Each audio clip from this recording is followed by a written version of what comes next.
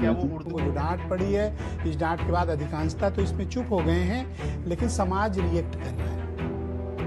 लेकिन आरोप ये लग रहा है कि ये जाति के आधार पर बांटना चाहते थे, इनके कारण विद्वेष फैल रहा था, या इनके ऊपर सरकार के खिलाफ कुछ कॉन्स्पिरेसी रचने के आरोप लग रहे हैं। उन्होंने कहा ये सुना देख लो कि ब्राह्मण भला में व्यस्त है, इनका भला में और कोई कोई व्यस्त है।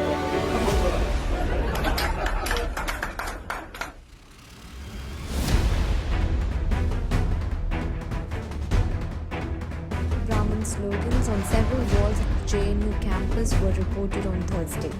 The slogans were found on the walls of the School of International Studies building. Go back to Shaka was written on the wall of the chambers of several Brahmin professors. As the photos of the slogans went viral on social media, Brahmins' Lives Matter started trending. The university authorities issued a statement condemning the incident and blaming unknown elements behind the defacement of the campus. An inquiry into the WhatsApp university, Instagram reels और progressive debates को देखकर आजकल ऐसा लगता है कि दुनिया की सारी समस्याओं की सिर्फ एक ही जड़ है, ब्राह्मण। देश में बारिश नहीं हुई, ब्राह्मणों की गलती। इकोनॉमी नीचे गिर गई है, ज़रूर किसी पंडित ने तोड़ना टोटका किया होगा। इंटरनेट पे एक ऐसा नैरेटिव सेट कर दिया जाता है कि मानो ब्राह्मणों ने इतिहास में बैठ के सिर्फ पूरी कचौड़ी खाई है और लोगों पे हुक्म चलाया है। लेकिन क्या वाकई इतिहास इतना ही ब्लैक एंड वाइट है, या फिर इस नैरेटिव के पीछे एक गहरा एजेंडा है? आज के इस वीडियो में हम किसी की तरफदारी नहीं करेंगे। हम बात करेंगे शुद्ध इतिहास की, कलयुग के कड़वे सच की, साइंस की और उस योगदान की जिसे इतिहास के पन्नों से बहुत ही चालाकी से डिलीट कर दिया गया। चलिए सच का सामना करते हैं और इस पेसिमिस्टिक यानी निराशावादी नैरेटिव को फैक्ट्स के साथ डिबंक करते हैं।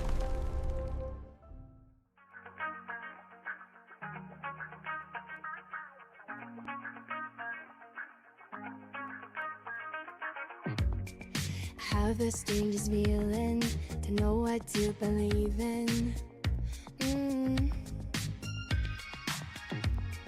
'Cause every time you touch me, I can't control my body. Oh. Baby, you are on my mind, all I think about, and I don't wanna stop.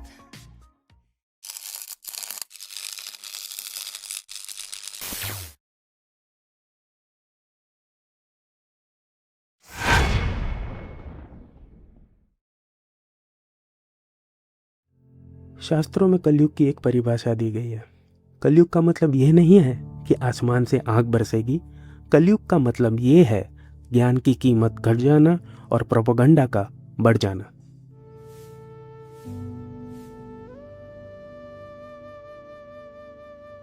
आज जब कोई ब्राह्मण शब्द सुनता है तो उसको दिमाग में एक अमीर, ताकतवर जमींदार की छवि आती है जो समाज को दबा रहा है। लेकिन चलिए थोड़ा कलयुग की रियलिटी चेक कर लेते हैं।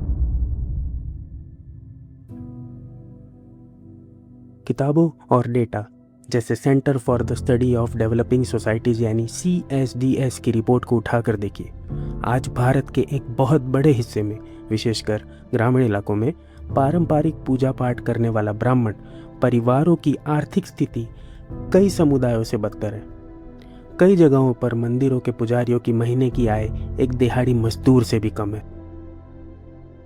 लेकिन हाँ, जब विलन की तरह दिखाना हो तो सबको एक ही लाठी से हाँका जाता है। जो सदियों से सिर्फ ज्ञान और भिक्षा के निर्भर रहे, उन्हें आज के दौर में सबसे बड़ा शोषक बनाकर पेश करना कलयुग का सबसे बड़ा आयरनी है।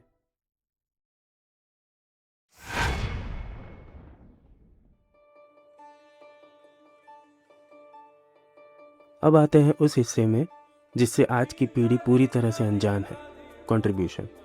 चलिए एक छोटा सा गेम खेलते हैं। अगर मैं भारत के इतिहास से कुछ नाम हटा दूं तो भारत कैसा दिखेगा? भाषा और कोडिंग।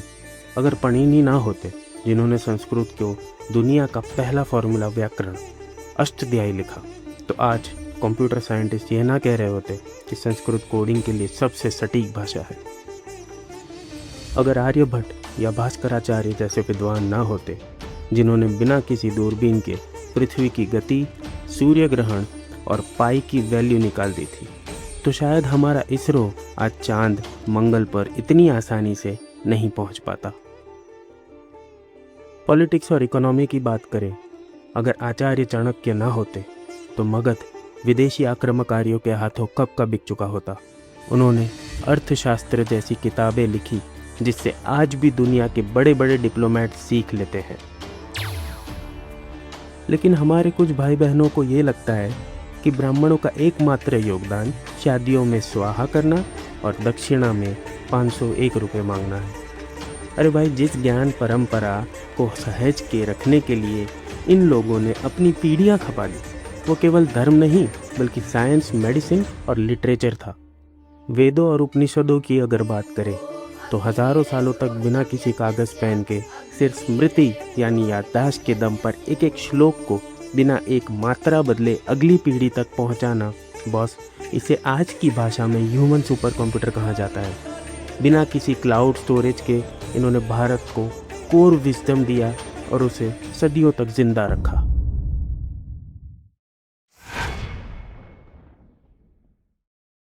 एक और बड़ी गलतफहमी ये है कि ब्राह्मण कोई एक सिंगल होमोजेनियस ग्रुप है। नहीं, जैसे भारत विविधताओं से भरा है वैसे ही ब्राह्मण समाज भी बटा हुआ है। मुख्य रूप से इन्हें दो बड़े हिस्सों में बांटा जाता है, पंचगौड़ जो विंध्याचल के उत्तर से है और पंच द्रविड़ जो विंध्याचल के दक्षिण से है। चलिए इसको थोड़ा आसानी से समझते हैं। उत्तर में आपको मिलेंगे कान्यकुब्ज, सरयू पारण और भूमिहार जो खेती और जमींदारी से भी जुड़े रहे। पश्चिम में चित्पावन और सारस्वत ब्राह्मण जिन्होंने मराठा साम्राज्य और देश की आज़ादी में बड़ी भूमिका निभाई। पूरब में मैथिली और बंगाली ब्राह्मण जो अपनी तीक्ष्ण बुद्धि और कला साहित्य के लिए जाने जाते हैं। और हाँ, इनमें से कुछ लोग मछली भी खाते हैं। दक्षिण में अय्यर और अयंगर जिन्होंने गणित, संगीत और साइंस में ग्लोबल लेवल पर भारत का नाम चमकाया है। एक कम्युनिटी नहीं है बल्कि सैकड़ों उपजातियों का एक ऐसा नेटवर्क है जिनकी भाषा, खान पान और रीति रिवाज एक दूसरे से बिल्कुल अलग हैं। इसीलिए एक ही स्टीरियोटाइप में सबको फिट कर देना सरासर अज्ञानता है।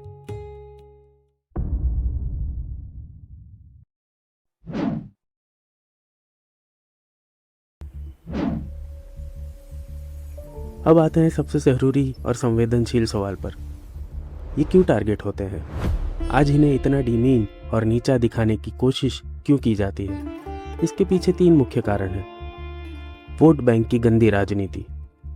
राजनीति का एक सिंपल नियम है, अगर आपको लोगों को एकजुट करना है तो इन्हें एक कॉमन विलन दे दो। क्योंकि ब्राह्मण आबादी में कम है, इसीलिए इन्हें विलन बनाना सबसे सेफ है। इनके खिलाफ बोलने से कोई बड़ा वोट बैंक नाराज नहीं होता, बल्कि दूसरों को खुश किया जाता है। दूसरा, ब्रिटिश कॉलोनियल माइंडसेट। अंग्रेजों को जब भारत पर राज करना था तो उन्होंने देखा कि इस देश की रीढ़ की हड्डी इसकी संस्कृति और बौद्धिक व्यवस्था है, जिसका केंद्र ब्राह्मण था। उन्होंने आर्यन इन्वेजन थियरी जैसी मनगढ़ंत कहानियां बनाई ताकि भारतीयों को आपस में लड़ाया जा सके। अफसोस की बात तो यह है कि अंग्रेज तो चले गए, लेकिन इनकी डाली हुई नफरत की बीमारी आज भी हमारे कुछ बुद्धिजीवियों में जिंदा है। तीसरा, पुरानी कुरीतियां। हाँ, इतिहास में कुछ सामाजिक विसंगतियां थी, रूढ़िवादिता भी थी, जिससे कोई इनकार नहीं करता। लेकिन क्या उसके लिए आज की पीढ़ी जिम्मेदार है?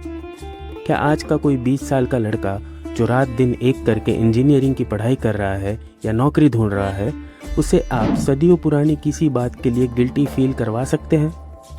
ये वैसे ही है जैसे आप किसी को उसके परदादा की गलती के लिए जेल भेज दें।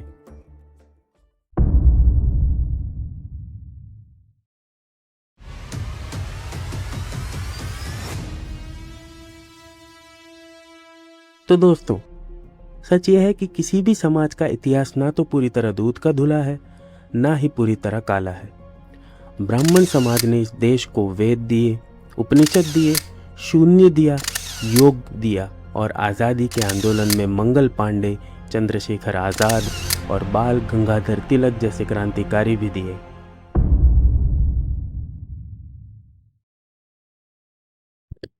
तो दोस्तों, आपने देखा कि नफ़रत फैलाना बहुत आसान है और इंस्टाग्राम रील्स पे गाली देना तो उससे भी आसान है, लेकिन मैच्योरिटी से हर इंसान का आंकलन करना ये मुश्किल है। अगर आपको भी इस वीडियो से कुछ नया जानने को मिला हो या आपको लगा हो कि वीडियो में दम है, तो प्लीज़ इसको शेयर कीजिएगा, और ख़ास करके उन लोगों के साथ जो ब्राह्मणों को विलन समझते हैं। Thank you so much. मिलते हैं अगले वीडियो में। जय हिंद, जय भारत, वंदे मातरम।